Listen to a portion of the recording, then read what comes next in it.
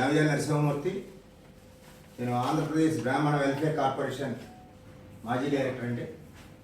దాదాపు 30 సంవత్సరాల నుంచి తెలుగుదేశం పార్టీకి ఎనలేని సేవలు అందించిన తర్వాత 2014లో వస్తున్న మీకోసం పాదయాత్రలో చంద్రబాబు నాయుడు గారు బ్రాహ్మణ కార్పొరేషన్ ఏర్పాటు చేస్తానని చెప్పేసి ఒక మసిపూసి మారేడుగా చేసినట్టుగా ఒక కార్పొరేషన్ ఏర్పాటు చేసి 500 కోట్ల రూపాయలు నిధులు ఇస్తానని చెప్పేసి వాగ్దానం చేసి మేనిఫెస్టోలో పెడితే అప్పుడు కూడా మేము రాష్ట్రం అంతా పర్యటన చేసి రాష్ట్రంలో ఉన్న బ్రాహ్మణులందరి చేత తెలుగుదేశం పార్టీకి ఓటు వేయించి చంద్రబాబు నాయుడు గారు ముఖ్యమంత్రి అవ్వడానికి బ్రాహ్మణ సామాజిక వర్గం అంతా కూడా కష్టపడి అప్పట్లో గెలిపించుకుంటే ఆయన చేసింది 500 కోట్ల రూపాయలు నిధులు ఇవ్వలేదు. నిధులు అడుగుతుంటే సమాధానం చెప్పట్లేదు.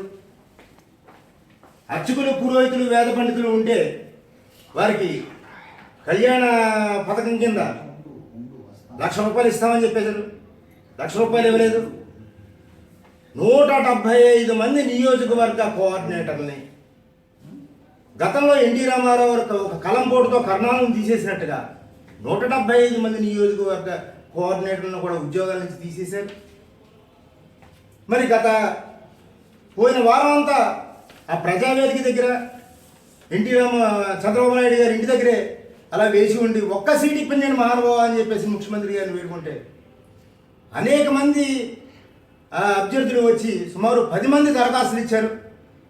ఏదో ఒక ప్రాంతంలో ఒక సీట్ ఇప్పించండి అని చెప్పేసి ఒక ఎమ్మెల్యే సీట్ ఇప్పించమంటే చాలా హీనంగా చాలా ఏహ్యంగా ఆయన ప్రవర్తించిన ఆ ప్రవర్తన చూసి రాష్ట్రంలో ఉన్న బ్రాహ్మణ ప్రముఖులందరం కూడా వెళ్ళాం. సుమారు 50 మంది. వెనువెంటనే ఈ తెలుగుదేశం పార్టీ బ్రాహ్మణులకు అన్యాయం చేస్తుంది కానీ న్యాయం చేయదు. తప్పనిసరిగా జగన్మోహన్ రెడ్డి గారు ఏం చేస్తారో ఒకసారి వెళ్ళి మాట్లాడదామని అంటే అప్పటికే ఆయన 2 సీట్లు డిక్లేర్ చేశారు. ఆ రోజు ఆయన చెప్పిన మాట, మీకు 6 సీట్లు ఎమ్మెల్యే సీట్లు ఇద్దామనుకున్నాం, మీరు అభ్యర్థులను తీసుకురండి. 2 ఎంపీ సీట్లు ఇద్దామనుకున్నాం, మీరు అభ్యర్థులను తీసుకురండి అని అన్నారు. అదృష్టం కొద్ది 4 సీట్లు కేటాయించారు. ఇప్పటికే సమయం తక్కువగా ఉండడం వల్ల ఆయన ఇవ్వలేదు. పెద్దలు చెప్పినట్టుగా ఒక ఎమ్మెల్సీ ఇస్తా అని చెప్పేసి వాగ్దానం చేశారు. 4 సీట్లు ఇచ్చారు. మరి ఏదైతే ఆంధ్రప్రదేశ్లో బ్రాహ్మణులని తెలుగుదేశం పార్టీ వెలివేసినట్టుగా ఆంధ్రప్రదేశ్లో బ్రాహ్మణులు లేరు అనే భావనతో తెలుగుదేశం పార్టీ ఉంది కాబట్టి మేమందరం కూడా తెలుగుదేశం పార్టీని మర్చిపోదామని తెలుగుదేశం పార్టీకి రాజీనామా చేసి వైఎస్ఆర్ కాంగ్రెస్ పార్టీలో చేరి మరి భీమవరంలో ముఖ్యంగా గ్రంథి శ్రీనివాస్ గారిని అట్లాగే కనుమూరు రఘురామకృష్ణరాజు గారు వారి విజయం కోసం మా వంతు కృషి చేస్తూ మరి అలాగే రాష్ట్ర బ్రాహ్మణ సేవా సంఘ సమక్ష ఆదేశానుసారం 175 నియోజకవర్గాలు కూడా తిరుగుతున్నాం. నిన్నటి రోజు మల్లాది విష్ణు గారిది, కోన రఘుపతి గారిది అయింది. రేపు ద్రోణరాజు శ్రీనివాస్ గారి దగ్గరికి, విజయ నిర్మల్ గారి దగ్గరికి కూడా వెళ్తున్నాము.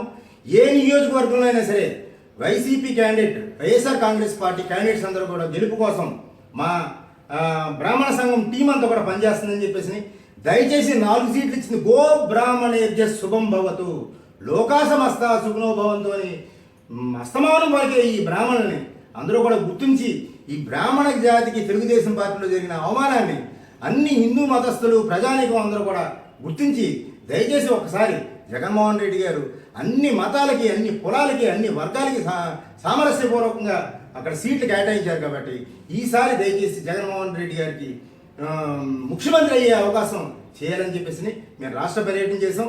ఈ మీడియా ద్వారా ప్రజల్ని ముఖ్యంగా 2.9% శాతం ఉన్న బ్రాహ్మణ జనాభా శాతం ఉన్న అంటే రాష్ట్రంలో 38 లక్షల మంది మేము దశ దిశ నిర్దేశించగల శక్తి ఉన్న అతి సౌమ్యంగా ఉండే మా బ్రాహ్మణ వర్గం అంతా కూడా ఈసారి చాపకంద నీరులాగా మేము పనిచేస్తున్నామని చెప్పేసి తెలియజేస్తూ తప్పనిసరిగా జగన్మోహన్ రెడ్డి గారు ముఖ్యమంత్రి అవుతారు.